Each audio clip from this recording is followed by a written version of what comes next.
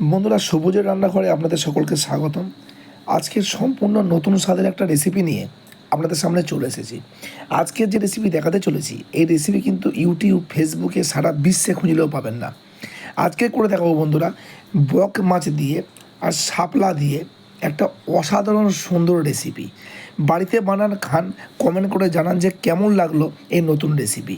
Unique recipe মানেই সবুজের রান্নাঘর। তো সবুজ রান্নাঘর চ্যানেলটা দেখতে হবে, লাইক করতে হবে, শেয়ার করতে হবে, কমেন্ট করতে হবে। তো আজকে নিয়েছিলাম দুটো বিরাট সাইজের বক মাছ।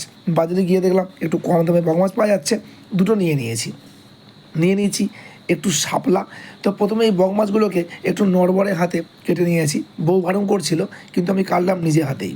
আঁশ ছাড়িয়ে নিয়েছি, পরে যদিও বউকে আরেকবার আঁশ ছাড়াতে হয়েছে।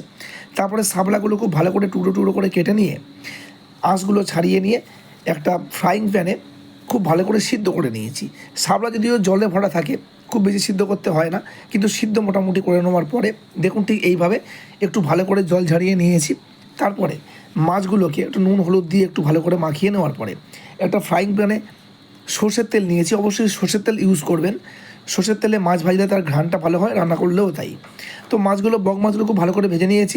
এখানে একটা টিক্স ইউজ করেছি, একটুখানি তেলের ওপরে কিন্তু আটা ছড়িয়ে নিয়েছিলাম, যার জন্য মাছগুলো লেগে লেগে যায়নি কড়াতে।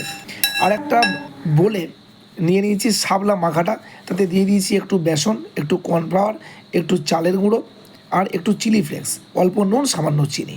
খুব ভালো করে এটাকে মেখে নিয়ে ফ্রাইং প্যানে সাদা তেল দিয়ে বড়াগুলো গড়ে নিয়েছি। একটার পর একটা দেখুন ঠিক এইভাবে বড়া করে নিয়েছি। বড়াগুলো, শাপলার বড়া রেডি। তারপরে আরেকটা ফ্রাইং প্যানে নিয়ে নিয়েছি সর্ষের তেল, দিয়ে দিয়েছি পেঁয়াজ কুচি, দিয়ে দিয়েছি স্বাদ মতো লবণ, দিয়ে দিয়েছি হলুদ, আদা লঙ্কা রসুনের পেস্ট নিজেই বানিয়েছিলাম, সেই পেস্টটা একসঙ্গে দিয়ে দিয়েছি। আর প্রথমে সাদা জিরে, কালো জিরে আর শুকনো লঙ্কা ফোড়ন দিয়েছিলাম।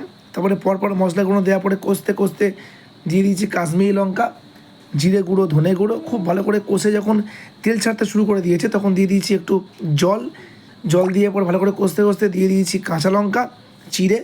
তারপরে বড়াগুলো দিয়ে দিয়েছি। অনন্য স্বাদের রেসিপি, অবশ্যই ট্রাই করুন। ড্রাই কিন্তু এটা হবে, ঝোল কিন্তু হবে না, রসা হবে। তারপরে মাছগুলো দিয়ে দিয়েছি, বগ মাছগুলো। অসাধারণ সুন্দর রেসিপি। নিজে খান, বাড়ির সবাইকে খাওয়ান এবং পরিবারকে খাইয়ে দেখুন।